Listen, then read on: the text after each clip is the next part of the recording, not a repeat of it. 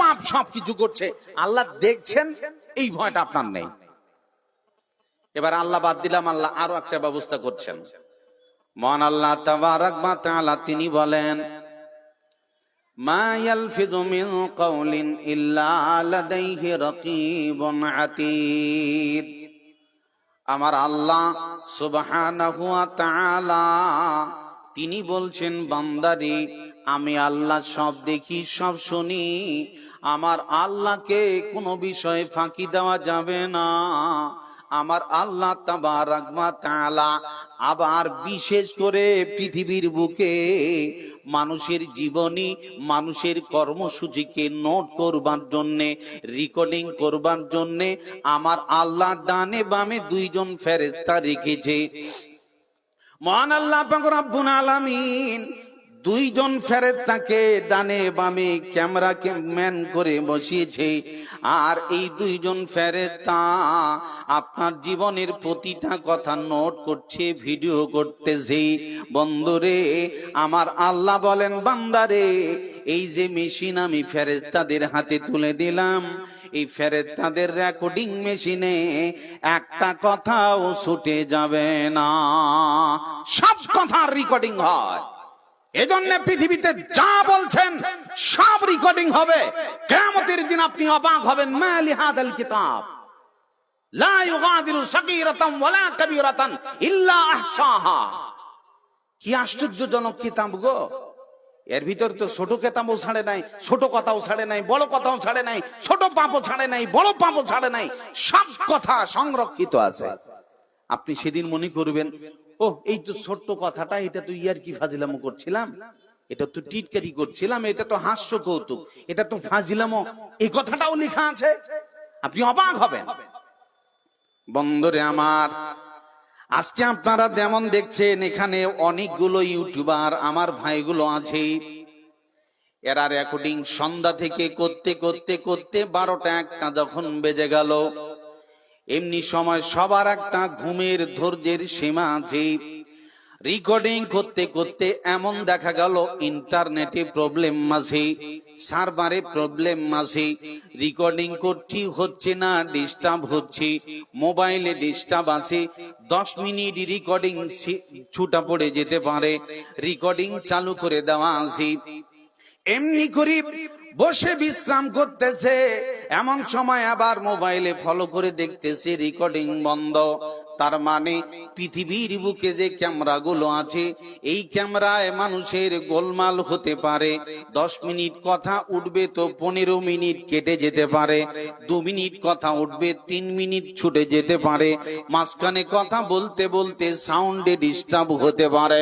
আমার আল্লাহ তাবারাক ওয়া তাআলা এই দুইজন ক্যামেরাম্যানকে এমন ভাবে ফিটিং করে রেখেছেন, যাদের কোনোদিন ঘুম আসে না, যাদের বিশ্রামের প্রয়োজন হয় না, যাদের সার্ভারে কোনোদিন প্রবলেম হয় না, যাদের ইন্টারনেটে ডিস্টার্ব হয় না, 24 ঘন্টা এই রেকর্ডিং মেশিন ফিটিং থাকবে আর এই কথাগুলো রেকর্ডিং হবে।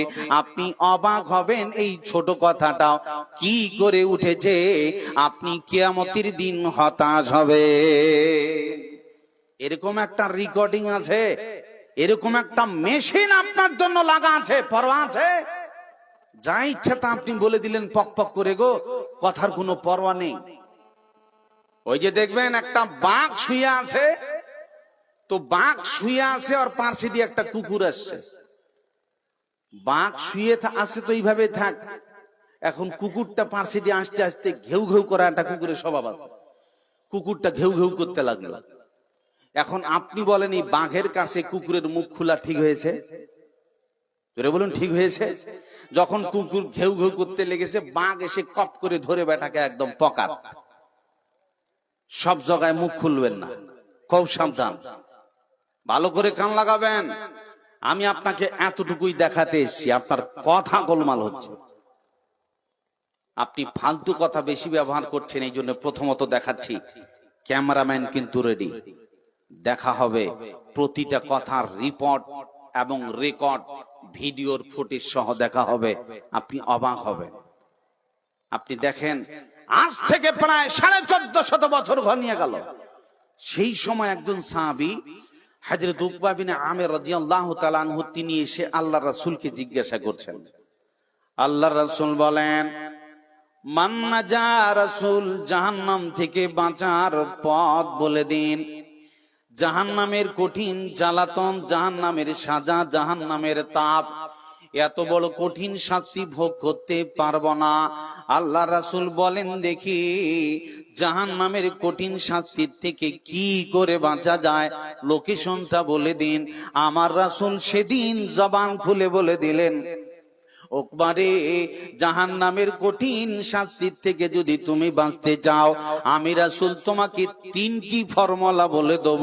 এই 3টি ফর্মুলা যদি তুমি গ্রহণ করে নাও, ওকবারে, জাহান্নামের কঠিন শাস্তির থেকে তুমি বেঁচে যাবে। ভালো করে কান লাগাবেন। এই 3টি ফর্মুলা প্রতিটি পরিবারে রাখেন, আপনি অটোমেটিক দেখবেন স্বাদ পাবেন, মজা পাবেন। কথা আমার নয়, আমার হলে তো গল্প হতে পারে। রাসূল সাল্লাল্লাহু আলাইহি ওয়াসাল্লাম কোনদিন মিথ্যা কথা বলেছেন? জোরে আমার দিয়ে বলেন, বলেছেন? পৃথিবীর কোন মানুষ রাসূলের এত কথা কেউ মিথ্যা প্রমাণ করতে পেরেছে? পৃথিবীতে যতগুলো নবী এসেছেন, শেষ নবী মুহাম্মদ সাল্লাল্লাহু আলাইহি ওয়াসাল্লামের যেভাবে তার জন্ম থেকে শেষ পর্যন্ত 63 বছরের জিন্দেগীর জীবনী লেখা আছে, কোন নবীর তা প্রমাণ নাই। সেই রাসূলের জীবনীর কোনো কথা বাদ পড়ে নাই। রাসূলের জীবন আদর্শ আমাদেরকে ফলো করতে হয়।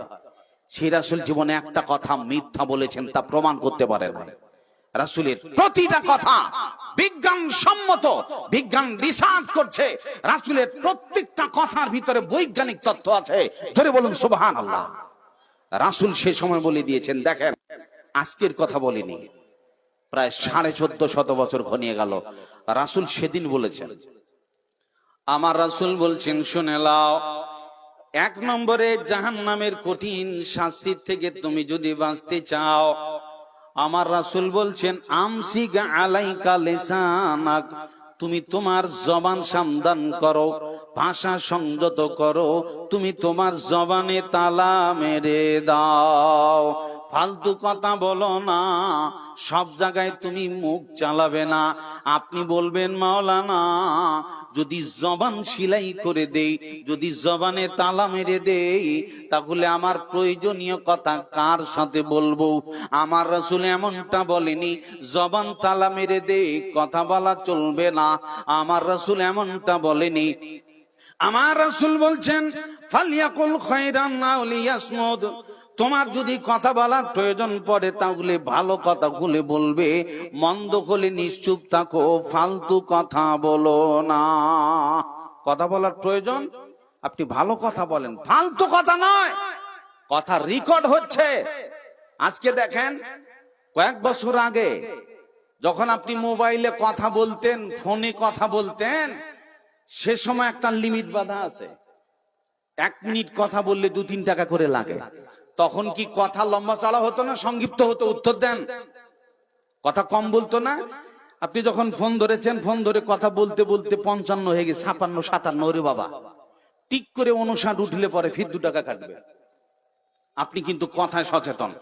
বেশি কথা ভালো না, আব্বা কেমন আছো, ভালো আছে, এই মিনিট গেল, মিনিট গেল মানে 2 টাকা গেল। কথা সীমিত। ইহুদি নাসারা ইসলামের শ্রেষ্ঠ দুশমন। যাদের মন মানসিকতা আপনার সাথে তাদের কতটা দুশমনী, এ কথা আমি নয়, আল্লাহ কোরআনে নোট করেছেন। ওয়ালান তারদা আনকাল ইয়াহুদু ওয়ালান নাসারা হাত্তা তাত্তাবিআ মিল্লাতাহুম, ততক্ষণ পর্যন্ত ইহুদি নাসারাদের মুখে হাসি পাবেন না, ওরা খুশি হবে না, যতক্ষণ না পর্যন্ত পৃথিবীর সবাই ইহুদি নাসারা হবে। আজকে আপনি বলেন ইসলাম মানব না, ইহুদি হয়ে গেলাম, ওদের দেখবেন ডিজার গান বাজনা দিয়ে গোটা পৃথিবী উন্মাদ করে দেবে। এদের মুখে হাসি নাই, ওদের চ্যালেঞ্জিং মোকাবেলা, ইসলামকে হারাতেই হবে। বসে নেই, আপনি তো খাওয়ার ঘুরে বেড়া। ভালো করে দেখেন, সেই ইহুদি নাসারা তারা বসে নেই, বৈজ্ঞানিক প্রযুক্তির মাধ্যমে তারা দেখলো যে মুসলমানরা কথা সীমিত বলছে, এদেরকে ব্যস্ত বানাতে হবে। এই 2 মিনিট, এই 2 টাকা মিনিট যদি করা যায় তাহলে কথা কম বলছে। কি করা যায়? তাহলে একটু লিমিট কমায় দেওয়া যাক। তখন 1 টাকা মিনিট হলো। তারপরেও দেখছি ওরা বসে নেই, না, তবুও দেখছি কথা কম বলছে। এরপরে 1 পয়সা মিনিট হলো, 1 পয়সা সেকেন্ড, তারপরেও লম্বা কথা বলে না। দেখছি না আলোচনা এদের দেখছি খুবই কমে গেছে, তবুও লম্বা আলোচনা ধরে না। কি করা যায়? এখন উঠেছে আনলিমিটেড কল। এখনকার যে আনলিমিটেড কল, সকালবেলায় বেটি ফোন ধরেছে মাকে, এদিকে 8টা থেকে নিয়ে 12টা পর্যন্ত ব্যাট ব্যাট চলতে আছে। তরুণ যুবক ছেলে ফোনে প্রোমো করেছে। এখন এর তো ওই যোগাযোগ আছে 2 নম্বরই, ফোন তো বন্ধ নাই, কারণ জানে আনলিমিটেড কল, তাতে বাড়তি আর পয়সা কাটবে না, কথা যত বলবি বল। আপনাকে ব্যস্ত বানিয়ে দিয়েছে। ছেলে এখন রাত্রি 11টার সময় মোবাইল চালাতে চালাতে 11টা যখন বেজেছে তখন দেখছে 50% ডাটাকে গেছে, এখনো আছে 50%। তাহলে কি করা যায়? এখন দেখছি 11টার পর যে 50%টা আপনার আছে বাকি, এটা শেষ করার পিছনে লেগেছে। এটা শেষ করতে করতে এখন 1টা বাজে। এখন দেখছি যখন আর প্রোমো নাই আর যখন বুদ্ধি নাই, তখন বেচারা এই করতে করতে ঘুমিয়ে গেল, উঠছে সকাল 10টায়। আপনার জীবন আর গরুর জীবন কি কোনো তফাৎ আছে? ভালো করে দেখেন, আপনাকে এইভাবে ব্যস্ত বানিয়ে দিয়েছে। আজকে আনলিমিটেড কলসের কারণে আপনাকে এমন ব্যস্ত বানিয়ে দিয়েছে, এই মোবাইল আপনার জীবন কেড়ে নিয়েছে আর আপনাকে কথা বলে বলে বাকুম বানাইছে। ভালো করে কান লাগাবেন। আপনি যত ফালতু কথা বলে সময় নষ্ট করছেন। রাসূল বলছেন জবানে তালা মারো। তরুণ যুবক ছেলে, বাড়িতে দেখছি 2টো ছেলে কথা বলছে, লাউড স্পিকার বাড়িয়ে দিয়েছে, তার প্রেমিকার সাথে কথা বলছে, লাউড স্পিকার বাড়িয়ে দিয়ে কথা বলছে। আমি তাকে গিয়ে বললাম, আরে কপাল ফোলা, তুমি যেভাবে মেয়েটার সাথে প্রকাশ্যে সাউন্ড বাড়িয়ে দিয়ে কথা বলছো, তুমি জানো তোমার ঘাড়ে 2 জন ফেরেশতা আছে আর তোমার কথাগুলো কিন্তু রেকর্ডিং করছে। খবরদার এইভাবে ফালতু কথা বলো না। অবাক হচ্ছে আজকে এইভাবে করে শুধু তা আপনার মুখ থেকে কথা ভালো নেই। গতকালকে আপনার ওই শিলিগুড়ি মোড়ে রায়গঞ্জে ওখানে একটা কপাল পুড়ি উঠেছে, একটা যুবতী মেয়ে। এই মেয়েটা দুনিয়ার টেনশন নিয়ে উঠেছে, কিন্তু ওরা পার্কিং করতে এসে, ঘুরতে ফিরতে এসে বন্ধু বান্ধবের সাথে। তো যে ওই মেয়েটা যে ছেলের সাথে এসছে, তার মানে মেয়েটার লজ্জাহীন কত। ভালো করে দেখেন, আমি গাড়ি গ্যারেজে ঢুকাচ্ছি, আপনাকে একটা একটা করে দেখাবো ইনশাআল্লাহ।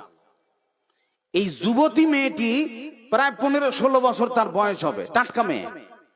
আর এই কপালপুরি আমার কাছে এসে বসছে, এসে মোবাইলে জোরে জোরে একদম গোটা বাসের লোক সবাই ওর দিকে তাকাচ্ছে। মেয়েটি বলছে ওই যে ছেলেটাকে ও অন্য কোন গার্লফ্রেন্ডের সাথে গেছে আর কি, ওকে ডাইরেক্ট বলছে, আমাকে ছেড়ে চলে গেলি, আমাকে রেখে চলে গেলি, মানে তোকে যে আমি ফোন পেতে টাকা দিয়েছি, তোকে যে পেটিএমে টাকা দিয়ে টাকাটা আগে ঘুরা।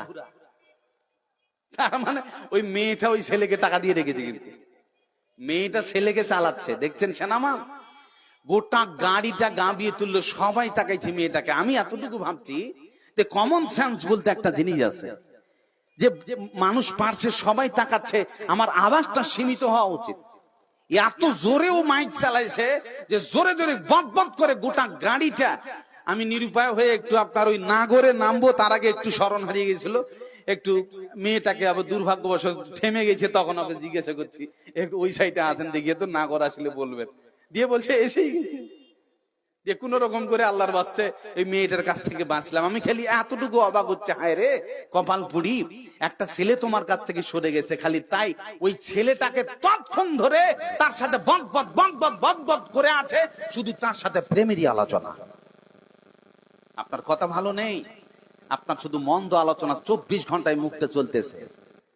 দেখবেন আজকে দিল্লি বোম্বে থেকে কাজ করে এসে যুবক ছেলেরা ট্রেনে আর পাশে বুঝবেন থাকা যায় না। লেবার মিস্ত্রি কাজ করছে, তাদের অকট্য ভাষা খালি দেখেন, ইংরেজি ছাড়া নাই। আর এই যে মা বোনরা আছে, ওদের নাম দিছি ভটভটি। বাড়িতে স্বামী কাজ করে এসে আর বউ স্টার্ট দিয়ে দিল, খালি ফ্যাট ফ্যাট ফ্যাট ফ্যাট করতে লাগবে, কত স্বামীর জীবন খেয়ে নিছে। আপনারা ভালো করে কান লাগাবেন, এই জন্য আপনাকে আমি দেখাতে এসছি। কথা সাবধান, আপনার কথা বেড়ে গেছে। বিজ্ঞান আপনাকে পাগল বানিয়ে দিয়েছে, আপনার আনলিমিটেড কলস দেওয়া হয়েছে, প্রেমিকের আলাপ বেড়ে গেছে, ফালতু কথা বেড়ে গেছে, আপনার ভাষা খারাপ। রাসূল বলছেন আমসিক আলাইকা লিসানাক, তোমার ভাষা সংযত করো, জবানে তালা মারো। রাসূলের কথা যদি আপনি মেনে যান গুনাহ থেকে বেঁচে যাবেন। আজকে এতটুকু ফলো করেন, আপনার সাথে আমার দুশ্মনী, ভাইয়ে ভাইয়ে মিল নেই, পাড়ায় পাড়ায় মিল নেই, মুলবি মুলবি বলে মিল নেই, এমনি করে পাড়া ও পাড়া বলে মিল নেই, এমনি করে পৃথিবীর সব ব্যাপারে দেখেন শাশুড়ি বউ মিল নেই, যায় যায় মিল নেই, এ বাড়ি ও বাড়ি মিল নেই। এ সব কিছুর নাটের গুরু এর নাম কথা, এর নাম জবান। এই কথা দিয়ে মানুষকে পৃথিবীতে আপনি জেলে পাঠিয়েছেন। এই ভাষার কারণে একজন আলেম জেলে, এই দৃশ্যগুলো আপনারা সোশ্যাল মিডিয়া বাংলাদেশে দেখছেন। কত আলেম জেলে আছে, ও নিজে জানে না আমি কেন এসেছি। এর নাম জবান, কথা খুব সাবধানে।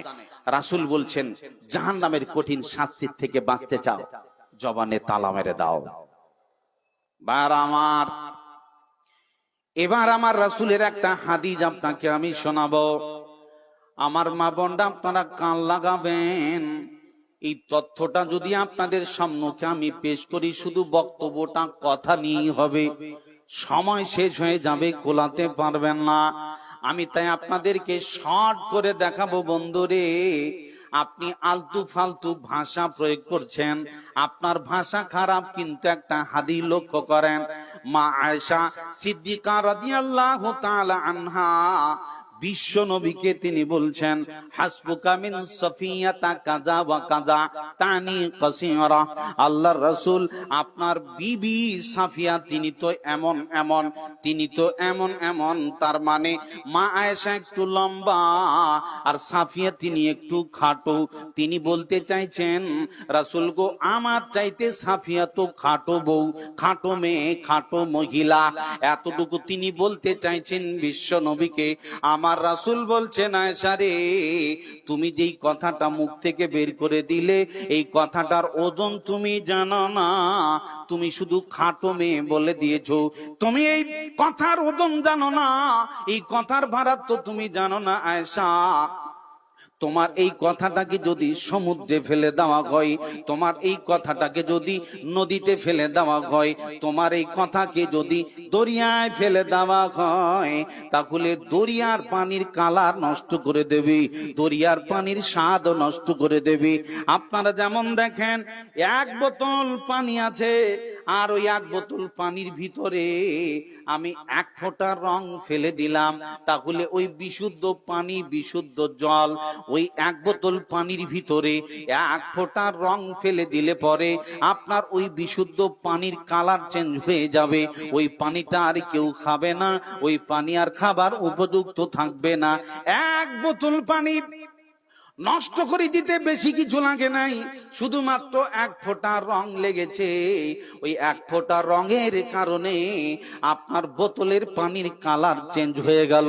বন্ধুরে, আমার রাসূল বলছেন আয়েশা, তুমি শুধু সাফিয়াকে খাটো বউ বলেছো, তোমার এই কথা এত বিষাক্ত, এত রঙিন, দরিয়ায় ফেলে দিলে পরে তার পানির কালার চেঞ্জ হয়ে যাবে। আপনি কত কথা বলেন আপনার বন্ধুকে, আপনার বন্ধু আছে ও কাল একটু কালারটা খারাপ আছে, ওকে কালু বলে দিলেন। আসলে লোকটা ল্যাংড়া, ওকে ল্যাংড়া বলে দেন তো কষ্ট পায় না। লোকটা অশিক্ষিত, ওকে চাষা বলেন, রেগে যাবে। দেখবেন ফলো করে, শাশুড়ি বউকে বলছে কালো পেত্তেনি, আবার বউ শাশুড়িকে বলছে মাসিনি দাঁতুলি, চলছে ফাটাফাটি। এক যাও আরেক যাওকে নোংরা নোংরা ভাষায় কথা বলছে। আমি বেশি কিছু দেখাতে আসিনি, আপনাকে শুধু এতটুকু বলতে এসেছি। এখানে শুধু মা আয়েশা একটা কথা বলেছিলেন, তিনি তো খাটো, আমার থেকে মানুষ তো লম্বা খাটো একটু হতে পারে, আমার থেকে কিন্তু সাফিয়া খাটো। এতটুকু তিনি ভাষা খারাপ করেননি, নোংরা ভাষা বলেনি। এই কথায় যদি সমুদ্রের পানির কালার চেঞ্জ করতে পারে, তাহলে আপনি পেত্তেনি, মাসনি, দাঁতুলি, যাইতেই ভাষা আপনি ব্যবহার করতে পারেন। আপনার ভাষার ভোল্টেজ কত বড় কঠিন হতে পারে। ভাষা সাবধান করেন, ফেসে যাবেন। আপনার মুখ 24 ঘন্টা চলে, সব সময় ব্যাদ করে বকেই যান, অথচ আপনার কথার কোনো লাগাম নেই। আমার রাসূল বলছেন, শোনা, মাইয়াজমাল্লি মা বাইনা লাহিয়াইহি ওয়া মা বাইনা রিজলাইহি, আদমাল্লাহুল জান্নাহ। আমার রাসূল বলছেন দুটো জিনিসের কথা দাও, যদি দুটো জিনিসের প্রতিজ্ঞাবদ্ধ হও, আমি রাসূল আমার সাথে তোরা দুটো জিনিসের জিম্মেদারি লে, আমি রাসূল কথা দিলাম কিয়ামতের দিন তোকে জান্নাতে ঢুকিয়ে দেব। তুমি কথা দাও আমার লজ্জাস্থান হেফাজত করব, তুমি কথা দাও আমি আমার জবানে তালা মরে দেব, ফালতু কথা বলবো না। আমার রাসূল বলছেন দুটো জিনিসের দায়িত্ব গ্রহণ কর, এক লজ্জাস্থানের হেফাজত করো, আর দ্বিতীয়টা হইছে মুখে লাগাম দাও। এই দুটো দায়িত্ব তুমি যদি গ্রহণ করতে পারো, এর জিম্মেদারি তুমি যদি নাও, আমার রাসূল বলছেন আমি দায়িত্ব নিলাম, আমি জিম্মেদারি নিলাম, কিয়ামতের দিন কঠিন দিবসে কি করে মাবুদের দরবারে মামলা দায়ের করে জান্নাতে ঢুকাতে হয়, আমি রাসূল তোমার দায়িত্ব নিলাম। রাসূল দায়িত্ব নিয়েছেন, কথা দুটা, জবানে তালা, লজ্জাস্থান হেফাজত করো। সমস্যায় দুটোকে নিয়ে আজ বর্তমান জানা ব্যভিচার বেড়ে গেছে, মুখের লাগামহীন কথা বলছে, মুখ থেকে অকথ্য ভাষা বলছে, ভাষার কোনো লাগাম নেই। এই দুটোই গোলমাল। আর রাসূল বলছেন এই দুটোর দায়িত্ব নে, জান্নাতে ঢুকাতে হবে, আমি রাসূল কথা দিলাম। জোরে বলুন সুবহানাল্লাহ। কথা সাবধান, খবরদার পরকীয়ার লোভে জীবন নষ্ট করবেন না, ফেসে যাবেন। চেকিং কিন্তু রেডি।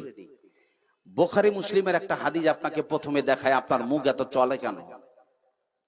হযরত আবু হুরায়রা রাদিয়াল্লাহু তাআলা আনহু তিনি বলছেন, উকিমাতিস সালাতু ওয়া উদ্দিলাতিস সুফুফু কিয়ামান, ইকামত হয়ে গেছে, কাতার রেডি, মসজিদে সবাই থমথমে দাঁড়ানো, কাতার রেডি হয়ে গেছে, গোটা মসজিদ ভরা লোক।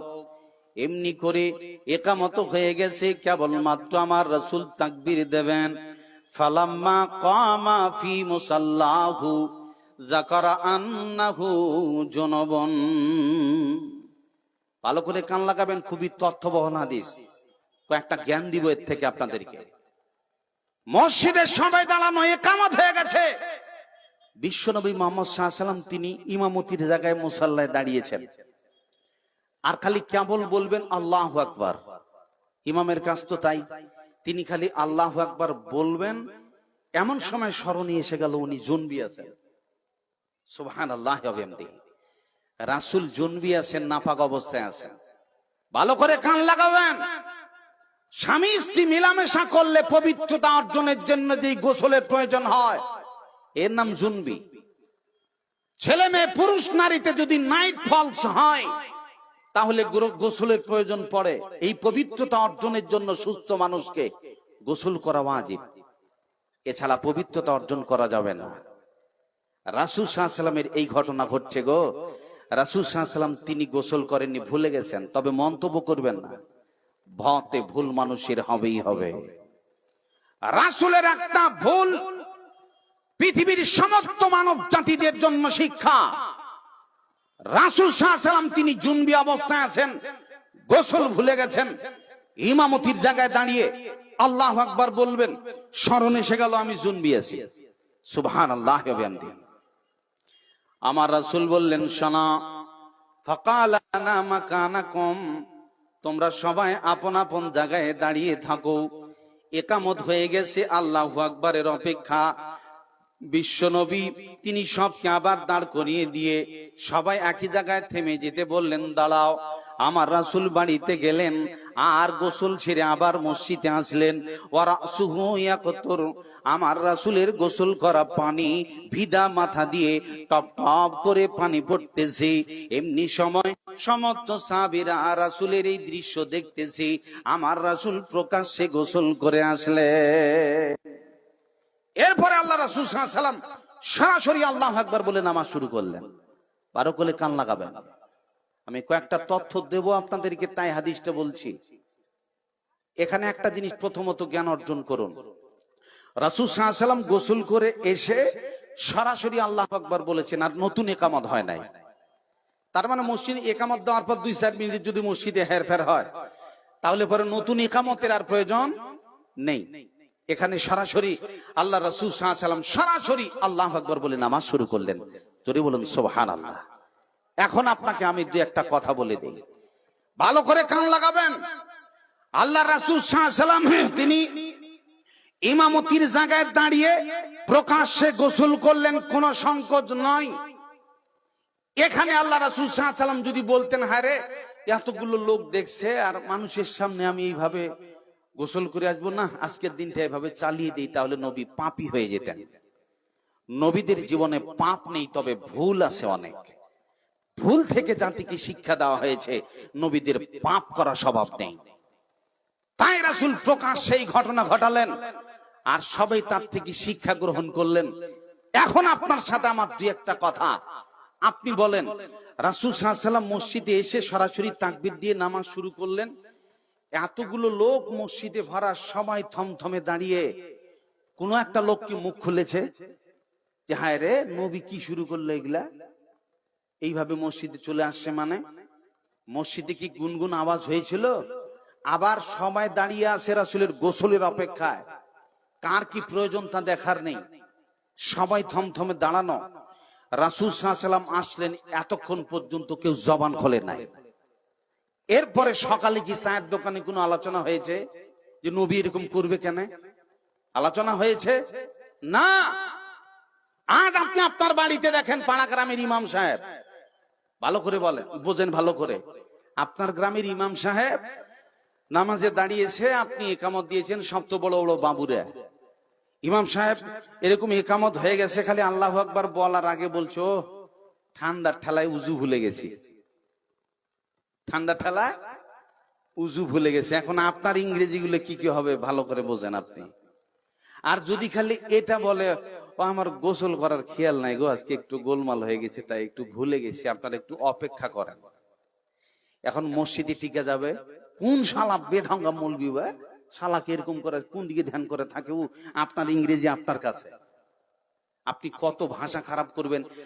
অনেক গ্রামে এরকম আছে মৌলবিদের মাথা খেয়ে নিচে পাবলিক। সাবধান করছি, মৌলবিদের পিছনে লাগিয়েন না গো, তাদের কাছে দোয়া নেবেন। কারণ আপনি তো বছরে একবার জালসায় আসলে 2 ঘন্টা টিকতে পারেন না, তা উকুস পুকুস করেন। একটা মৌলবি সকাল প্রতিদিন 5-6 ঘন্টা করে ক্লাস করে 10-15 বছর ধরে পড়াশোনা করে আপনার সামনে দাঁড়িয়েছে, জাতির সামনে কথা বলে দার্সে বসে। এরকম একটা আলেমকে আপনি যাইতে অকট্ট ভাষা বলে দেন, সাবধান করছি। আপনি মৌলবীকে যাইতেই বলে দিলে, খুলি মুখ খুলে দিলে কপাল খারাপ হয়ে যাবে। খুব সাবধান। আপনার তো এখানে মসজিদে টিকা যাবে না, মৌলবীর বিরুদ্ধে যাই তাই বলবেন, এই মৌলবীকে রাখাই যাবে না। এই অবস্থা মসজিদে এখনো দাঁড়িয়ে আছে, ইমামতির জায়গা গেছে রে। আর পাবলিক তো এখন 80% সব মুফতি, সব মাথা খেয়ে নেবে। চায়ের দোকানে সকালে গেলে এটাই আগে চলবে, ওয়াজ বাদ। এই মৌলবীর কথাটা আগে চালু হবে শুনছি রে। এই যে কালকে মৌলবী সাহেব এরকম এরকম করে মসজিদে ঢুকে পড়ছি, কোন বেঢঙ্গা মৌলবী, মৌলবী তোদের গায়ে একটা ভালো আছে নাকি অন্য রাখবে, এই শালাকে হটাতে হবে। ভাইরা আমার, বিশ্বনবী এত বড় একটা ঘটনা ঘটালেন, মসজিদে সবাই দাঁড়ানো, বড় বড় বাঘা বাঘা সাহাবী আছে। নবী গোসল করে আসলেন, এতক্ষণ ধরে সবাই দাঁড়ানো, একটা জবান খুলে কোন একটা মানুষ রাসূলের বিরুদ্ধে মুখ খোলে নাই। বন্দরে আজকে আপনার গ্রামের মানুষ, একজন বিশিষ্ট ব্যক্তি মারা গেছে, এখন ঘোষণা হয়ে গেল 10টা 5 মিনিটে জানাজা হবে, এমনি করে ঘোষণা হয়ে গেল, জানাজা রেডি।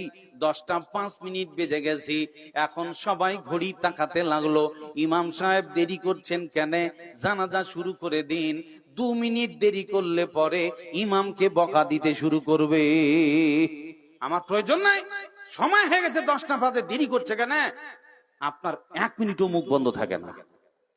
আমার রাসূল বলছেন, শোনাম, আমসিক আলাইকা লিসানাক, জাহান্নামের কঠিন শাস্তির থেকে বাঁচতে গেলে আমার রাসূল বলছেন জবানে তালা মেরে দাও, তোমার ভাষা সংযত রাখো, ফালতু কথা চালাবে না। চায়ের দোকানে বসি, এক কোনায় বসে আমি চা পান করতেছি, এমন সময় পার্শ্বে বসে 3 জন দেখছি মেশিন চলতেছে, 3 জন গল্প করতেছে, 3 জন সমালোচনা করতেছে। আমি চায়ের দোকানের পাশে বসে ওই 3 জনের গল্প শুনতেছি। এমনি করে তাদের গল্প শুনতে শুনতে শুনতে শুনতে চা পান করে আমি দোকান থেকে বেরিয়ে যাচ্ছি। আবার যাবার পরে ওই তিনজনার পার্শ্বে দিয়ে যেতে যেতে বলছি, এতক্ষণ ধরে তোরা যে মৌলবীর গল্প করলি, যে নেতার গল্প করলি, যে ব্যক্তির আলোচনা করলি, আমিও এটা জানি ও বেটা আসলে ওরকম। এই যে মুখ চালিয়ে দিলেন, এজন্য ওই তিনজন আসামি আপনারও ভোটার লিস্টে নাম পড়ে গেল, একই অপরাধী হয়ে গেলেন। ভাষা সাবধান, কথা ফালতু বললে ফেঁসে যাবেন, গুনাহগার হবেন। জবান সংযত রাখুন। আজ থেকে প্রায় 1450 বছর আগে বিশ্ব নেতা মুহাম্মদ সাল্লাল্লাহু আলাইহি ওয়াসাল্লাম বলে গেছেন, ভাষা সাবধান। একটা আয়াত আপনাদেরকে দিয়ে বুঝায়। আজকে দেখেন পাঁচতলা আপনার বাড়ি, ওই পাঁচতলা বাড়ির বিল্ডিং এর নিচে তলায় দেখবেন একটা শ্রমিক লোক কাজ করছে। তো শ্রমিক কাজ করছে, ঘাম ঝরিয়ে ঝরিয়ে লেবারি করছে, কত কষ্ট। আপনি 4 তলা এসির উপর থেকে বসে দেখতেছেন লোকের কষ্টটা। এখন দেখেন এরপরে এই লোকটাও দেখতেছে, হায় রে, দোতলার উপরে ও লোকটা এসির উপর আরাম করছে, সমস্ত জানালা কাঁচ দিয়ে লাগানো, লোকটার কত আরাম। আপনি এটা দেখে নিজেকে কষ্ট মনে করছেন। আমার পৃথিবীর বুকে যেমন একজন ব্যক্তি, অসহায় ব্যক্তি একটা সুখী মানুষের দৃশ্য দেখতে পায়, আবার একটা সুখী মানুষ একটা অসহায় ব্যক্তির দৃশ্য দেখতে পায়।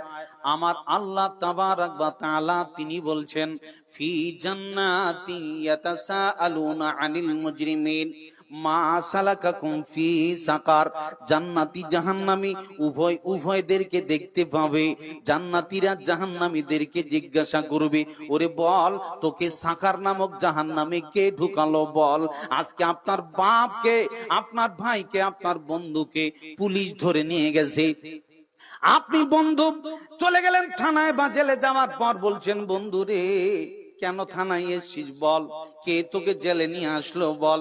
এবার ওই জেলের আপনার বন্ধু আসামি, ওই থানার আসামি জবান খুলে সত্যি কথাটা বলে দেবে, অমুকের গায়ে ধাক্কা মেরেছিলাম, অমুকের মাথা ফাটিয়ে দিয়েছি, অমুকের মেয়ের সাথে গায়ে লেগে গেছিল, এমন একটা ঘটনার কারণে পুলিশ আমাকে আসামি বানিয়েছে।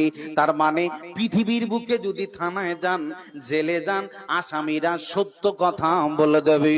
আমার বন্ধুরে, আমার আল্লাহ তাবারাক ওয়া তাআলা তিনি বলছেন কোরআনে, জান্নাতি জাহান্নামী উভয়দেরকে দেখতে পাবে। জান্নাতীরা আসামিদেরকে জিজ্ঞাসা করবে, ওরে জাহান্নামের আসামি, তোরা বল, কেন তোদেরকে জাহান্নামে আসলি, তোরা বল, তোদেরকে জাহান্নামে কে ঢুকালো বল, তোদের অপরাধগুলো একটু আমাদের শোনা। এবার জাহান্নামী ওই আসামির নিজ মুখে জবান খুলে বলবে। আল্লাহ তাদের ভাষাটা, ওই মুজরিমের ভাষাটা, ওই পাপীর ভাষাটা কোরআনে নোট করে দিয়েছে। এবার ওই জাহান্নামী আসামি জবান খুলে বলবে, আজকে জাহান্নামে এসেছি, 1 নম্বর অপরাধ হলো লামনাকু মিনাল মুসাল্লিন, আমি নামাজি ছিলাম না, আমরা নামাজ আদায় করি নাই। আমার বিষয় নামাজ নিয়ে নয়, তাই এটা ধরবো না। 1 নম্বর অপরাধ লামনাকু মিনাল মুসাল্লিন, আমরা নামাজ আদায় করতাম না গো। ওয়ালাম নাকু নুতিমুল মিসকিন, মিসকিনদেরকে খাবার দিতাম না। ওয়া কুননা নাখুদু মাআল খায়িদিন, আমাদের আরেকটা বদ স্বভাব ছিল জানো, আমরা পৃথিবীর বুকে আজে বাজে বকতাম, ভাষা খারাপ ছিল, বদবদ করতাম, নোংরা ভাষা বলতাম, মাতব্বরি করতাম, আমাদের ভাষায় লাগাম ছিল না। আজে বাজে ভাষা বলার কারণে সে কথা বলিস না রে, এই অপরাধের কারণেও জাহান্নামে এসেছি। তার মানে জাহান্নামে আসার উল্লেখযোগ্য আর একটা অপরাধ, তার নাম ভাষা খারাপ, ফালতু বকা, আজে বাজে কথা বলা। এটা কোরআন থেকে আল্লাহ পাক রব্বুল আলামিন বলছেন। এজন্য রাসূল সাল্লাল্লাহু আলাইহি ওয়াসাল্লাম বলছেন, জাহান্নামের কঠিন শাস্তির থেকে বাঁচতে চাও, আমসিক আলাইকাল লিসানাক, তোমার ভাষাকে তালা মেরে দাও। সাবধান করছি, রাসূলের প্রথম ফর্মুলা, 1 নম্বর লোকেশন প্রায় 1450 বছর আগে রাসূল বলছেন, মুহাম্মদ সাল্লাল্লাহু আলাইহি ওয়াসাল্লাম, জবান সাবধান। এ নিয়ে যদি আপনাদের শুধু জবান নিয়ে কথা বলি, সময় কেটে যাবে। আমাকে কয়েকটা জিনিস আরো আপনাদের দেখাতে হবে। পরিস্থিতি অনুপাতে আমার বিষয়বস্তু হলো জাহান্নাম থেকে বাঁচার পথ। বন্ধুরে আমার, এবার আমার রাসূল সাল্লাল্লাহু আলাইহি ওয়াসাল্লাম বলছেন, জাহান্নামের আগুন থেকে বাঁচতে চাও, তাহলে 2 নম্বরে আর একটা তোমরা লোকেশন গ্রহণ করো। আমার রাসূল বলছেন ওয়ালিয়াসাকা বাইতুক, তুমি বাড়ির ভিতরে থাকা অভ্যাস তৈরি করো, তুমি বাড়ির ভিতরে থাকো, ফালতু বাইরে বেরোবে না। জেনে রাখবেন, বাড়ি থেকে আপনি বেরিয়ে যান, ডানে বামে রাস্তাঘাটে শুধু পাপের টাওয়ার। আপনি গেলেন জিরো ব্যালেন্সে আর ফুল ট্যাঙ্কি করে নিয়ে আসলেন সন্ধ্যার সময়, খালি গুনাহ। রাসূল বলছেন বাড়িতে থাক, পাপ থেকে বেঁচে যাবে, জাহান্নাম থেকে বেঁচে যাবে। সবচেয়ে আপনার একটা বদ স্বভাব, আপনাকে আমি সাবধান করছি। সকালবেলায় চায়ের দোকানে গেলেন গো, রাত 11টা, দুপুর 11-12টার সময় বাড়িতে ঢুকছে, বৌসলের খবর নাই। বৈকাল 3টার সময় গেছে চায়ের দোকানে, বাজারে ঘুরছে স্বাধীনভাবে, আর আসছে রাত 10টায়।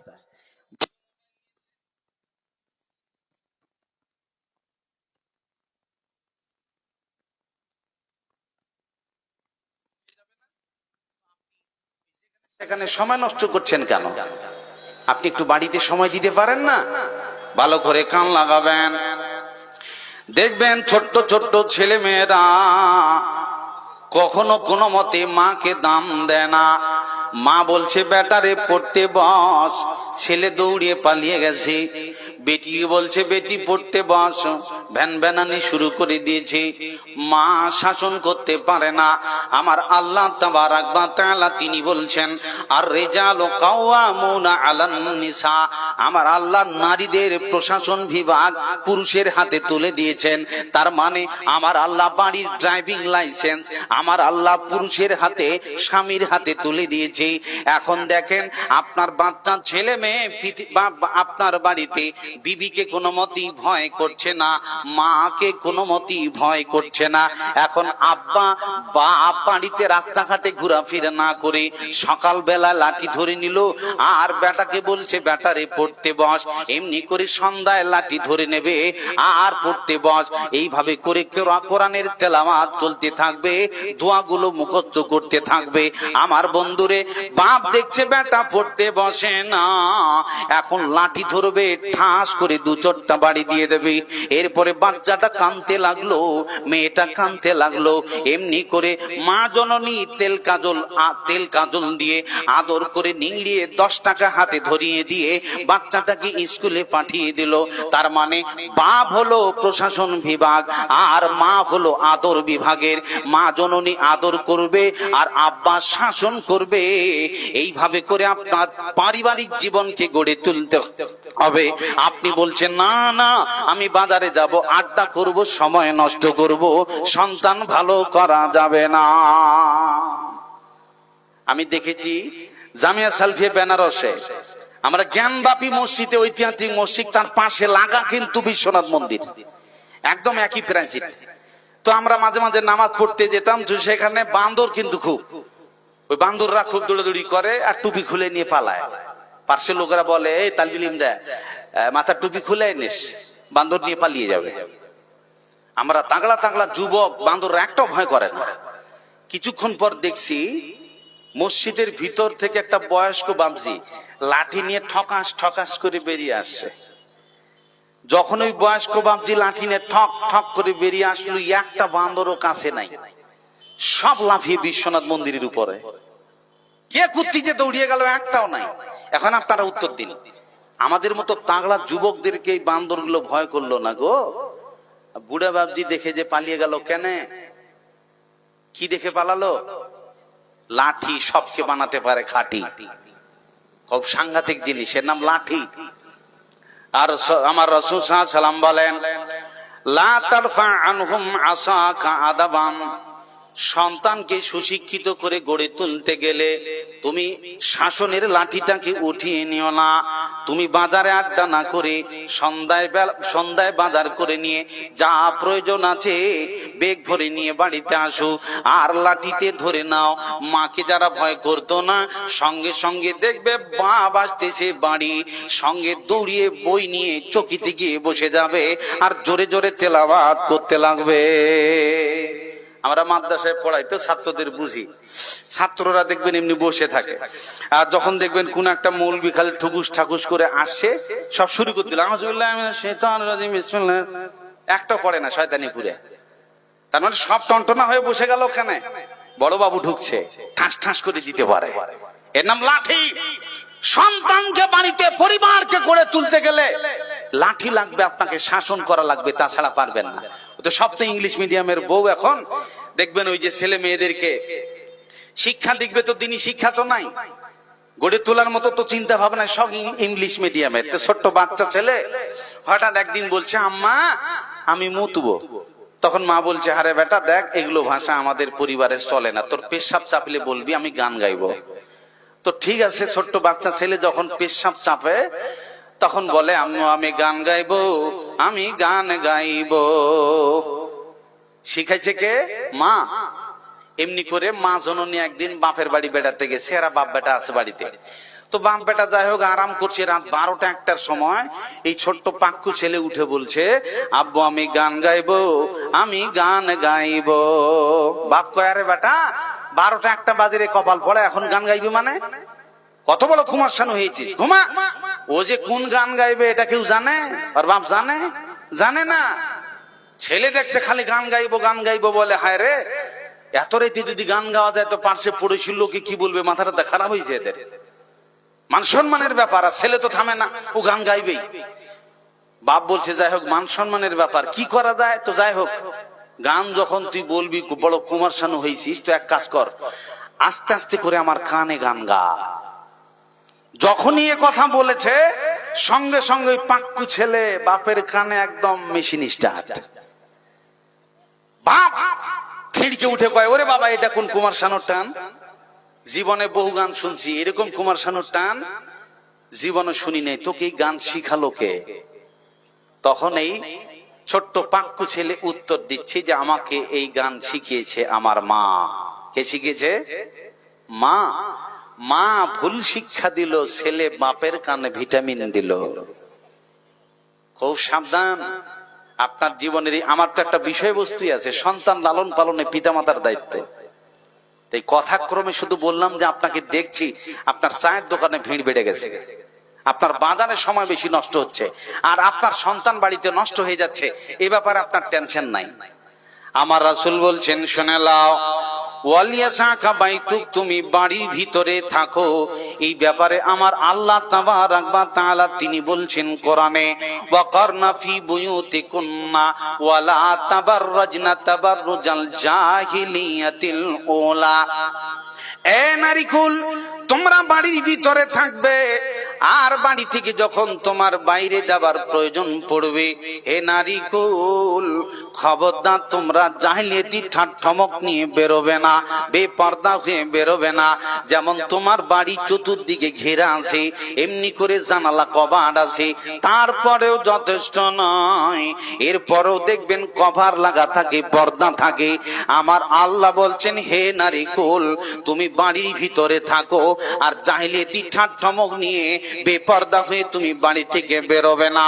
তোমার যদি বাড়ি থেকে বেরোবার প্রয়োজন হয় তাহলে তোমার বুকের জানালাটা বন্ধ করে দাও, পিঠের কভারটা বন্ধ করে দাও, মুখের তালা মেরে দাও, তোমাকে কেউ যেন কুদৃষ্টিপাত করতে না পারে। একদিকে রাসূল বলছেন বাড়িতে থাক, আর আরেকদিকে আমার আল্লাহ বলছেন, হে নারীকুল তোরা বাড়ির ভিতরেই থাক। আমার আল্লাহ আমার মা বোনদেরকে, আপনাকেও বাড়িতে বেশি থাকা গুরুত্ব দিয়েছেন। ভালো করে কান লাগাবেন, দেখবেন তরুণ যুবক ছেলে বউ দেখতে গেছে, বউ দেখতে যাওয়ার পর এখন দেখবেন যে মেয়েটা বসে আছে, আপনাদের দিকে মনে হয় আছে কিনা এগুলো দেখি, তো যুবক ছেলে যেই মেয়েটাকে দেখতে বসেছে ওই মেয়েটার পার্শ্বে ফির 5-7টা মেয়ে কিন্তু দাঁড়িয়ে আছে। এরকম ক্যামেরা আপনাদের দিকে আছে না নাই? 5-7টা কিন্তু যুবতী যুবতী তুমি দেখছো, বান্ধবীর বিয়ে হচ্ছে, দেখতে এসছে ছেলে। তো এই ছেলেটা এখন যেই মেয়েটাকে দেখতে, সে ওর দিকে দেখার পর এই যে বড় বড় মুনকার নকির গুলো খাড়িয়ে আছে, এই 4-5টা মেয়ের দিকে নজর গেছে। তার ভিতরে দেখছে দুটো মেয়ে কিন্তু দারুণ, এইদিকে আর নজর নাই, এখন উপরে নজর গেছে, ওটা কার বেটি রে, এখন ওর ধান্দা। আপনি দেখেন এইভাবে কত মেয়ের বিয়ে ভেঙে যায়, পছন্দই করে না। আমার পছন্দ নয়, মেয়েটা কালো, কালো হয়েছি তাই বলে কি আদর নাই কোমর, দেখলে আমায় হাসি সবাই বন্ধ করে দুয়ার, কাক কালো কোকিল কালো, কালো মাথার চুল, তবে আমি কালো হয়ে কি করেছি ভুল, নয়নের মনি কালো কালো চাঁদের বুড়ি, কালো সুরমা চোখে দিলে মনটা যায় ভরি। কাবার গেলাম কালো, হযরত বেলাল কালো, তাই তো তারই আজান শুনে মদিনা পাগল হলো। কদিন পরে যেতে হবে কালো ঘরের বাড়ি, তবে তোমার কালোর উপর মনটা কেন ভারী। এবার আপনাকে বলি, আমার বিবির চাইতে আপনার বউ সুন্দরী বেশি কি করে জানলেন? যেই মেয়েটাকে দেখলাম এই মেয়েটার চাইতে দাঁড়িয়ে থাকা দুটো মেয়ে, এই মেয়ে দুটো বেশি সুন্দরী কি করে জানলাম? বুঝতে পারেননি আপনারা? এখন আপনি বলেন ওই মেয়েগুলোকে যদি দেখতে না পেতাম তাহলে কে কতটা সুন্দরী অনুভব করা যেত? ধরে বলুন যেত? এই যে বড় বড় মাদ্রাসা খুলে রেখেছেন শেখরা, আপনারা যাবেন, মেয়ে মাদ্রাসা, মহিলা মাদ্রাসার মেয়েগুলো যদি সবাই বোরকা পরে আসে, 100টা মেয়েকে আপনি আন্দাজ করেন কোন মেয়েটা সুন্দরী, বুঝা যাবে? কথা বলে না, বুঝা যাবে? যাবে না। তার মানে এখানে কে সুন্দরী আর কে কালো এই কথাটা বিভাগ করার ক্ষমতা আপনার নেই। এর নাম পর্দা। এই পর্দাকে জর্দাবরাল করার কারণে এই কিছু কিছু খারাপ মেয়েগুলোকে সুন্দরী মেয়েগুলো ফাঁসিয়েছে। তাছাড়া একটা ছেলে যদি পর্দার ব্যবস্থা ঠিক থাকতো তাহলে পরে যেই মেয়েটাকে দেখতে এসছি আমার এটাই চূড়ান্ত সিদ্ধান্ত হতো, আমার বিবেক বলতো আমি যাকে দেখতে এসছি এর চাইতে মনে হয় বিশ্ব সুন্দরী আর কেউ নাই, কারণ এর চাইতে ভালো কোম্পানির মাল যে দেখি নাই। প্রিয় ভাই সব, এই জন্য ভালো করে কান লাগাবেন। আজকে আমি দেখতে পাচ্ছি গো, আমাদের দিকে নয় আপনাদের দিকে মাশাআল্লাহ বড় বড় আলেম, এখানে আল্লাহ আপনাদের হাতে বড় বড় আমানত তুলে দিয়েছে। বড় বড় বিজ্ঞ বিজ্ঞ পণ্ডিতিনারা, আপনারা দাম নিতে পারেন না দিতে পারেন, জেনে রাখবেন ভালো করে। আজকে আলেম উলামাদের কথা মানুষ ধারে না, আর প্যাক প্যাকানি কি শুনবি রে? জনগণ আমাদেরকে তোতলা কালাবোবা বানিয়ে দিয়েছে। কলকাতায় দুজনা ঘুরতে গেছে, ঘুরতে ঘুরতে রাত 12টা 1টা হয়ে গেল, এরা বলছে চল লজে গিয়ে ঘুরবো, একটু বিশ্রাম নিব। ঠিক আছে, লজ ম্যানেজারকে গিয়ে বলছে ভাই ঘর ফাঁকা টাকা আছে?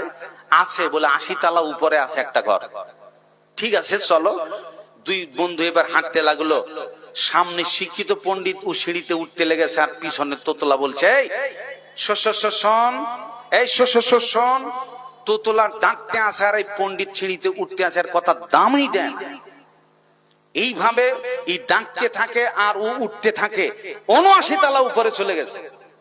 79 তলা উপরে যাওয়ার পর এখন বলছে হারে তোতলা বেটা, তুই এতক্ষণ ধরে প্যাক প্যাক প্যাক প্যাক করছিলিস রে, কি বলছিলিস বলতো?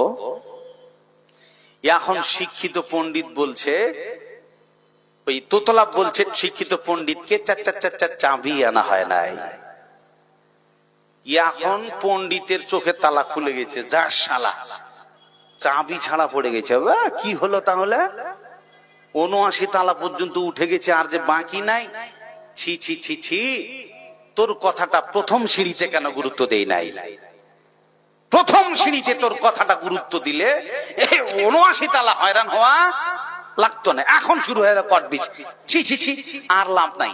এখন বেটা 79 তলা উপর থেকে নিচে নামতে লাগ, সকাল 8টা বাজবে, কপালে বিশ্রাম জুটবে না। ভাইরা আমার, আজকে আলেম উলামারা বলছে মা বোন পর্দা করো, আপনাকে বলছে বাড়িতে থাকো।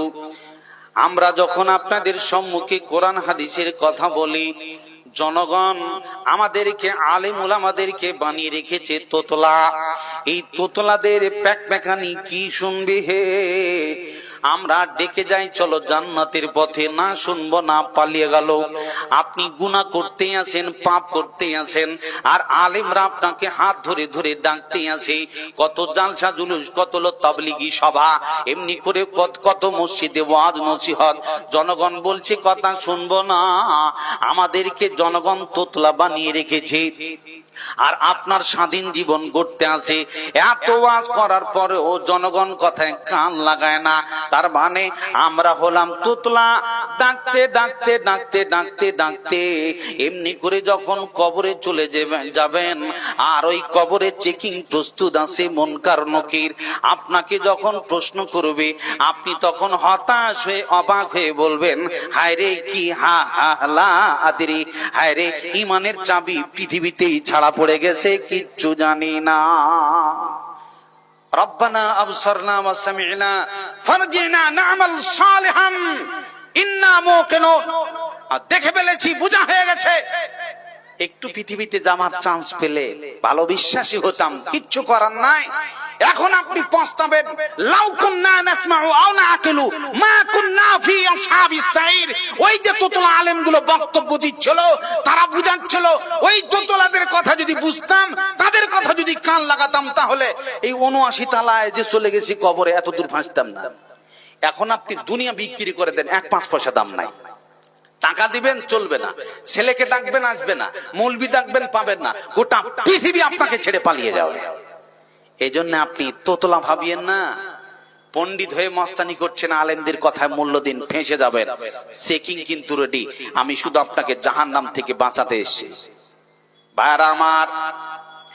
এই জন্য আমি আপনাকে বলছিলাম, কালকে আমি নাগর থেকে আপনার যাচ্ছি ভাটলে, গোটা রাস্তার দুই পার্শ্বে দেখছি অনেক বেডি ছেলেগুলো, তাদের বুকের কাপড় ঠিক নাই, মাথায় তো দরকার নাই, এই ছাদ তো খোলা, এমনি করে তাদের পোশাকের অবস্থা ভালো নাই, হাঁটু পর্যন্ত একটা বউয়ের কাপড় বেরিয়ে আছে, এমনি করে এদিক ওদিক চতুর্দিকে ফাঁক, গোটা রাস্তার দুই পার্শ্বে এইভাবে মহিলারা চলাফেরা করতেছে।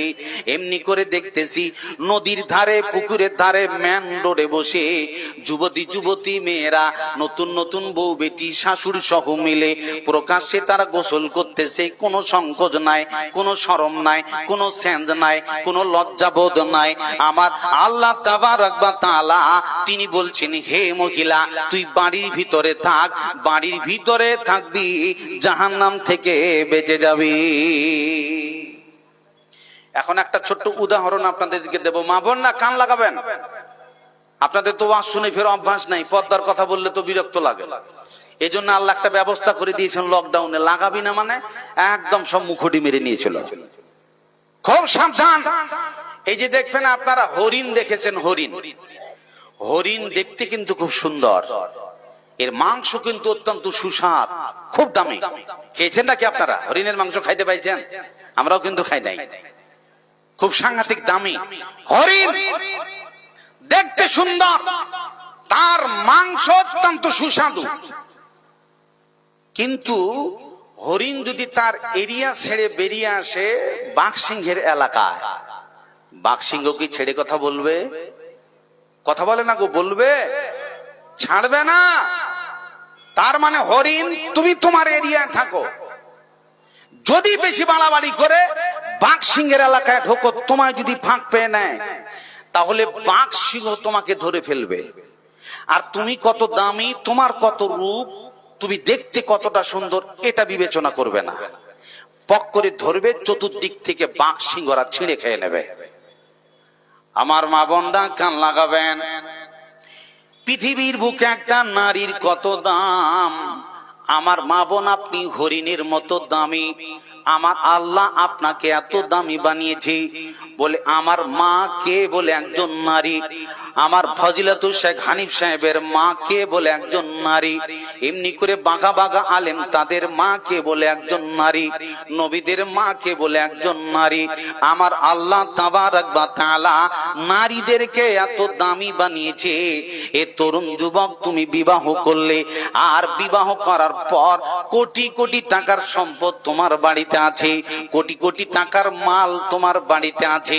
এই কোটি কোটি টাকার সম্পদ তোমাকে কোনোদিন যে আনন্দটা দিতে পারবে না, তোমার বিবি তোমাকে 10 মিনিটে যে আনন্দটা দেবে, পৃথিবীর কোন সম্পদ সেটা দিতে পারবে না, পারবে না। আমার মা বোনরা, এজন্য কান লাগাবেন, আপনি হরিণের মতো দামি। তবে আমার আল্লাহ বলছেন মা বোনরে কান লাগাবেন, আমার আল্লাহ বলছেন হে নারীকুল তোমার এরিয়া হলো বাড়ি, বাড়ির ভিতরে থাক। আমার রাসূল বলছেন ওয়ালিয়া সাকা বাইতুক, বিপদ থেকে বাঁচতে চাস, জাহান্নাম থেকে বাঁচতে চাস, বাড়িতেই থেকে যা। আমি আল্লাহ তোদেরকে সীমাবদ্ধ বাড়ির ভিতরেই করে দিলাম। এখন আপনি বলছেন কথা মানবো না, শুনবো না, গুরুত্ব দেব না। আপনি আপনার বাড়ির এরিয়া ছেড়ে যদি রাস্তায় স্বাধীনভাবে নির্লজ্জা বেহায়া হয়ে ঘুরে বেড়ান, তাহলে রাস্তায় কোপ পেতে বসে আছে তরুণ যুবক নামক বাঘ সিংহ। এই তরুণ যুবক নামক বাঘ সিংহ যদি তোমাকে একবার দেখে নেয়, তুমি অত্যন্ত সুন্দরী, তুমি দেখতে দারুণ, তোমার পর্দা ভালো নাই, কাপড় ভালো নাই, তোমার দিকে যখন একবার নজর পড়ে যাবে, তাহলে তুমি 8 বছরের বালিকা, এটা তরুণ যুবক নামক বাঘ সিংহ এটা বিবেচনা করবে না, বালিকার ধর্ষণ হবে। এমনি করে তুমি কত দামি ঘরের মেয়ে, কত বড় সম্ভ্রান্ত ঘরের মেয়ে, তুমি কোন আলেমের মেয়ে, এটা তরুণ যুবক নামক বাঘ সিংহ এরা বিবেচনা করবে না। যখন তোমাকে ফাঁকে পেয়ে নেবে, তোমার এরিয়ার বাইরে পেয়ে যাবে, এবার তোমাকে ধরবে, ধর্ষণের শিকার হবে। সারা রাত একটা মেয়েকে ধরে ধর্ষণ করার পরও স্বাদ মেটে নাই, এমনি করে তাকে জীবন্ত অবস্থায় আগুনে জ্বালিয়ে পুড়িয়ে মেরেছে। শুধু তাই নয়, সারা রাত মেয়েটির সাথে ধর্ষণ করার পর এবার মেয়েটির 2টি পা কেটে ফেলে রেখে দিয়েছে। শুধু তাই নয়, মেয়েটিকে সারা রাত জেনা ধর্ষণের শিকারের পর এরপরও এই লম্পট বাঘ সিংহদের স্বাদ মেটে নাই, চোখগুলোকে উঠিয়ে শুল ভরিয়ে তাকে সারা রাত যন্ত্রণা দিয়েছে। আপনারা সবাই মোবাইল চালাচ্ছেন, দেখবেন শুধু জেনা আর পালাপালি। ধর্ষণ বেড়েছে না কমেছে? বাড়ে নাই? জানা ব্যভিচার পালাপালি সব দিকে বেড়ে গেছে। মা বোনরা, তার একটাই বড় কারণ, আপনি আপনার সীমা, আপনার বাড়ি অতিক্রম করে নির্লজ্জ বেহায়া সেজে রাস্তায় নেমেছেন বাঘ সিংহের এলাকায়। আমি বাঁচাতে পারবো না। খুব সাবধান করছি আপনাকে। পরিস্থিতি লোকেশনে দেখতে পাচ্ছি, আর এমনি তো নয়, চোখের সামনে দেখছি। যে দেখেন রাস্তায় খালি একটু বেরিয়ে যান, কেউ কথা শোনে না, কেউ গুরুত্ব দেয় না, কেউ কাউকে ছাড়ে না, কেউ কাউকে ফেলেও না পেলেও না। বেপর্দা বেহায়া নারী ঘুরিয়া বেড়ায় বাড়ি বাড়ি, জাহান্নামের আগুন তোরা সইবি কেমনে। সাবধানে থাকি ও নারী পর্দার আড়ালে, সাবধানে থাকি ও নারী পর্দার আড়ালে। লিপস্টিকার আলতা দিয়া মার্কেটেতে যায় চলিয়া, ভাবি বলে ঠাট্টা করে, ভাবি বলে ঠাট্টা করে দোকানদার গনে। সাবধানে থাকি ও নারী পর্দার আড়ালে, সাবধানে থাকি ও নারী পর্দার আড়ালে। যায় মেয়েরা স্কুলেতে, মাথার কাপড় খোলা রেখে, পিঠ ফাঁকা বুক ফাঁকা, পিঠ ফাঁকা বুক ফাঁকা কামিজ পরে চলেছে। সাবধানে থাকি ও নারী পর্দার আড়ালে, সাবধানে থাকি ও নারী পর্দার আড়ালে। বেপর্দা বেহায়া নারী ঘুরিয়া বেড়ায় বাড়ি বাড়ি, জাহান্নামের আগুন তোরা সইবি কেমনে। সাবধানে থাকি ও নারী পর্দার আড়ালে। আমার মা বোন ভাইরা, বিশেষ করে আপনাদের লক্ষ্য করে বলছি, একটা হাদিস শোনাবো মুসলিম শরীফের। ছেলে মনে করলো বিয়ে করে নিলাম, বাস মেলা টাকার মালিক, বউ টনটনা দেখিয়ে বেড়াইছে সবাইকে। খুব সাবধান, আপনাকে এই জন্য উদাহরণটা দিলাম। এরিয়া বাড়িতে রাখেন, আর বড় কষ্ট করে হলে মেয়ে ছেলে মানুষ তো বাড়িতে থাকে, আটো জায়গায় একটু কষ্ট হয়। দিল্লি বোম্বাই তো বহুত কিছু খাটছেন আপনি, অনেক টাকা আপনার, মেলা ইনকাম করেন আপনি, বাড়িতে একটু বড় করেন। বড় জায়গায় না থাকলে রাসূল বলছেন আশ-শাওমু ফি সালাসাতিন, 3টা জিনিসে অশান্তি তার মধ্যে বাড়িতে।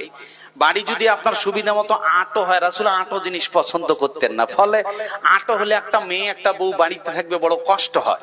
এই জন্য আপনাদেরকে, যদিও গুরুত্বপূর্ণ কথা, আমি সময় বোধহয় হবে না, যাই হোক কান লাগান ভালো করে, আমিও হাদিসটা শোনাবো না, তারপরে আমার আর একটা কথা আপনাদের সম্মুখে বলতে হবে, ভালো করে কান লাগাবেন। মুসলিম শরীফ একটা লম্বা চড়া হাদিস এসেছে, যেখানে একদম তরুণ যুবক বিবাহ করেছে। আবু সাঈদ রাদিয়াল্লাহু তাআলা থেকে হাদিসটি বর্ণিত।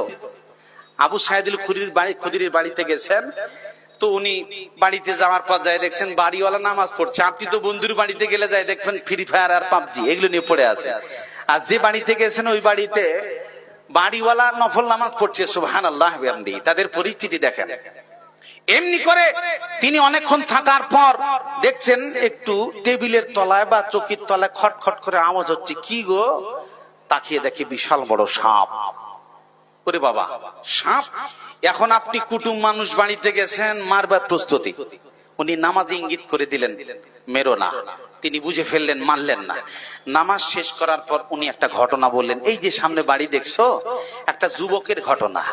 সেই যুবকের দৃশ্য জানো, খন্দকের যুদ্ধে তার কিছু আগে একটা যুবক ছেলে নতুন বিবাহ করেছে। তো আমি একটা অপশন বুঝার জন্য খালি হাদিসটা পেশ করছি, ভালো করে কান লাগান।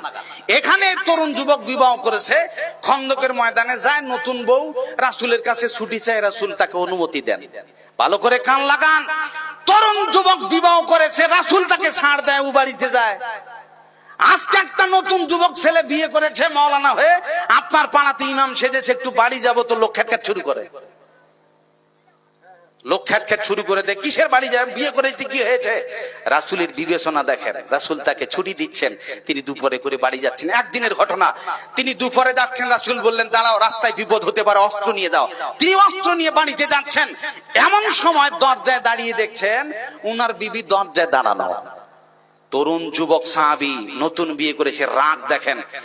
এখন তিনি অস্ত্র নিয়ে বিবিকে মারতে গেছেন, সুবহানাল্লাহ ওয়া বিহামদিহি। বউ দরজায় দাঁড়িয়ে কেন? কেন বউ দরজায় দাঁড়িয়ে আছে? এটা তার রাগ। আপনি অনুমান করেন না গো, বউটা পাড়ায় পাড়ায় বেড়ায়নি, এদিক ওদিকে বেড়ায় নাই, তিনি শুধু কোন একটা কারণে দরজায় দাঁড়িয়ে আছেন, সুবহানাল্লাহ ওয়া বিহামদিহি। এমনি করে দরজায় দাঁড়িয়ে থাকার কারণে তরুণ যুবক তাকে মারতে গেছে। বিবি ইঙ্গিত করলেন দাঁড়াও, আমাকে বেরো না, একটু বাড়িতে যাও, ভিতরে বুঝতে পারবে। ভিতরে যায় দেখছেন, ওরে বাবা, বিছানার উপর একটা বড় সাপ লেপ্টিয়ে আছে।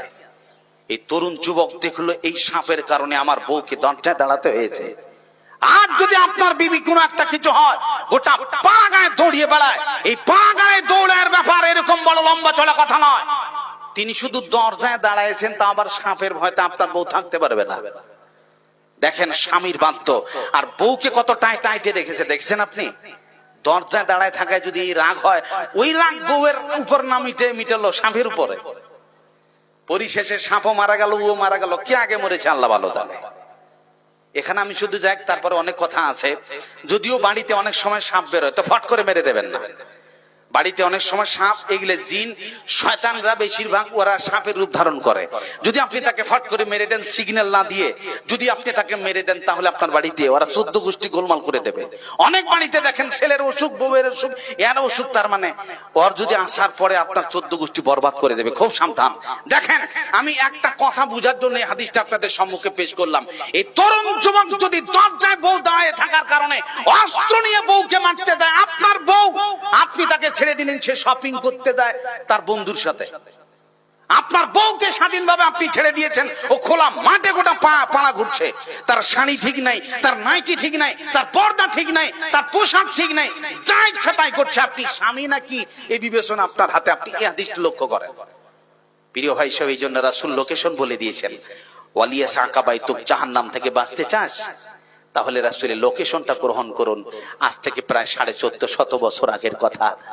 আপনি বাড়িতে থাকেন, পাপ কমে যাবে, জাহান্নাম থেকে বেঁচে যাবেন, কথা রাসূলের। তৃতীয় নম্বর একটা কোটা, বাস শর্টকাটে 2-1 মিনিটের ভিতরে আমি কথাটা সেরে দিচ্ছি, ভালো করে কান লাগান। আমার রাসূল বলছেন, শোনো, 1 নম্বরে আমসি গালাইকা লিসানাক, জাহান্নাম থেকে বাঁচতে গেলে বর্তমান পৃথিবীতে আপনি অন্যান্য কৌশল ধরেন, পারবেন না। এই পাপ থেকে বাঁচার উপায়, জাহান্নাম থেকে বাঁচার উপায় শর্টকাটে জবানে কথা বন্ধ করে দাও, ফালতু বলো না। দ্বিতীয় নম্বর রাসূল বলছেন পাপ থেকে জাহান্নাম থেকে মুক্তির একটা উপায়, তারপরে সেটি হলো ওয়ালিয়াসাকা বাইতুক, বাড়ির ভিতরে বেশি বেশি করে থাকো। এরপরে তৃতীয় নম্বর রাসূল বলছেন ওয়াবকি আলা খাতিআতিক, তোমার জীবনে প্রত্যেকেরই পার্সোনাল গুনাহ আছে, জীবনে অনেক পাপ আছে, গুনাহ আছে। এই গুনাহগুলোকে যদি মোচন করতে চাও, আমার রাসূল বলছেন চোখের পানি ঝরাও। পাপ থেকে বাঁচতে গেলে কাঁদতে হবে। আপনি বলছেন মসজিদে এতগুলো লোক আছে, আল্লাহর কাছে দোয়া করি, কিছুদিন আগে বদমাশ ছিলাম, এখন হাত তুলে দোয়া করছি আর হাউমাউ করে কাঁদতেছি, তো লোক দেখে হাসবে, বড় ফেরেশতা হয়ে গেছে, বড় পণ্ডিত হয়ে গেছে।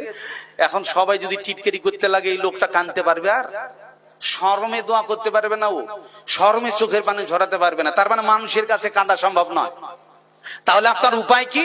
আপনি যান গভীর রাত্রিবেলা দরজাটা লক করে দিন, দরজা বন্ধ করুন। এখন দেখেন কেউ নেই, এখন আল্লাহর সাথে আপনি খেলেন। মাবুদকে বলেন আল্লাহ পাপ হয়েছে, মাফ করে দাও, অমুক দিন অমুকের সাথে, অমুক দিন অমুকের সাথে এমন এমন পাপ হয়ে গেছে, চোখের পানি টপ টপ করে ঝরাও। আমার রাসূল বলছেন জাহান্নাম থেকে বেঁচে যাবে। জেনে রাখবেন পৃথিবীর বুকে আমরা সবাই ভালো করে জানি, কান লাগাবেন, আসমানের উপরে হযরত আদম আলাইহিস সালাম ভুল করলেন, তিনি আল্লাহর কাছে ক্ষমা চাইলেন, তার দোয়া কোরআনে আছে, রব্বানা যালামনা আনফুসানা ওয়া ইল্লাম তাগফির লানা ওয়া তারহামনা লানাকুনান্না মিনাল খাজিরিন। আমার আল্লাহ তাকে নিষেধ করেছিলেন লা তাকরাবা হাজি শাজারা, এই গাছের কাছে যাবে না। রেড সিগন্যাল ক্রস হয়ে গেল, পাপ হয়ে গেল, গুনাহ হয়ে গেল। এর জন্য তিনি পাপের প্রায়শ্চিত্ত করলেন, আল্লাহর কাছে কেঁদে কেঁদে ক্ষমা চাইলেন, মাফ হয়ে গেল। ওই আসমানের ভিতরে আবার ইবলিস শয়তান পাপ করেছে, গুনাহ করেছে। ওই ইবলিস শয়তানের মতো পাপী আদম নবীর মতো যদি চোখের পানি ঝরায় আল্লাহকে বলতেন আল্লাহ মাফ করে দাও, ক্ষমা করে দাও, তাহলে ইবলিসও ক্ষমা পেয়ে যেত। কিন্তু সে ক্ষমা চায় নাই, আত্মগৌরব করেছে, অহংকার করেছে, হিংসা করার কারণে আসমানের পরিবেশ নষ্ট করেছে। ফলে আদম নবী ক্ষমা পেয়ে গেলেন, দুজনেই একই অপরাধী। আদম নবী ক্ষমা পেয়ে গেলেন, এমনি করে ইবলিস শয়তান ক্ষমা পেল না, তার অহংকারের কারণে পৃথিবীর বুকে একজন অভিশপ্ত, তার নাম ইবলিস শয়তান। হিংসার আগুনে কেন জানো তোমরা, কি পরিণাম তার জানা আছে ভাই। রাশি রাশি নেকিগুলো কয়লার মতো নিমেষেই পুড়ে হয়ে যায় ছাই।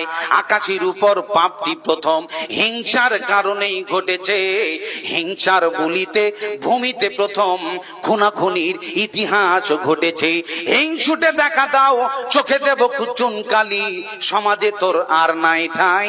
হিংসুটে দেখা দাও, চোখে দেব চুন কালি, সমাজে তোর আর নাই ঠাই। রাশি রাশি নেকিগুলো কয়লার মতো নিমেষেই হয়ে যায় ছাই।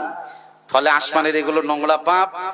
আপনাদের সকলেরই কাছে আমার শেষ আবেদন, আমি শুধু প্রথম থেকে একটা কথা বুঝাতে এসেছি, চেকিং কিন্তু প্রস্তুত। পৃথিবীর চেকিং থেকে বাঁচার জন্য আপনি প্রস্তুত আছেন, ভয় পেয়ে যান পুলিশ দেখে। আর ইমান আমলের কাগজ যদি ঠিক না নিয়ে যান, তাহলে কবরে চেকিং, ওখানে ফাঁসে গেলে কেউ বাঁচাতে পারবে না। তার পরকালের লোকেশন হাসর ময়দান পর্যন্ত সেই কঠিন জাহান্নামের আগুন আপনি সহ্য করতে পারবেন না বলে আল্লাহ পাকের কাছে আমরা সকলেই বিনয় ভাবে প্রার্থনা করি, প্রতিপালক জাহান্নামের কঠিন আগুন সহ্য করতে পারবো না, 1 মিনিট একটু আগুনে হাতটা ঢুকায় দেখেন, বুঝতে পারবেন। বাপরে মারে বলে চিৎকার করবে, এরকম আগুনের তাপ সহ্য করতে পারবেন না। আল্লাহ আমাদের সকলকে হাদিসের উপর আমল করে জাহান্নামের কঠিন শাস্তির থেকে বাঁচার পথ তৈরি করে দাও, সকলে বলো না আমিন। গুনাহ হচ্ছে, পাপ হচ্ছে, অন্যায় করছি, আমরা রেড সিগন্যাল ক্রস করছি, রাসূলের কথা অতিক্রম করছি, নবীর কথা মানি না, আলেমদেরকে দাম দেই না। আল্লাহ তাদেরকে মূল্যায়ন করে আমরা সকলেই জান্নাতি জীবন গড়ে জান্নাতুল ফেরদাউসে তুমি আমাদের সকলেরই জায়গা করে দিও, বলো না আমিন। তাকাব্বাল মিন্না ইন্নাকা আনতাস সামিউল আলিম ওয়া তুব আলাইনা ইন্নাকা আনতাত তাওয়াবুর রহিম ওয়া আখিরু দাওয়ানা আলহামদুলিল্লাহি রাব্বিল আলামিন। আসসালামু আলাইকুম ওয়া রাহমাতুল্লাহি ওয়া বারাকাতুহু।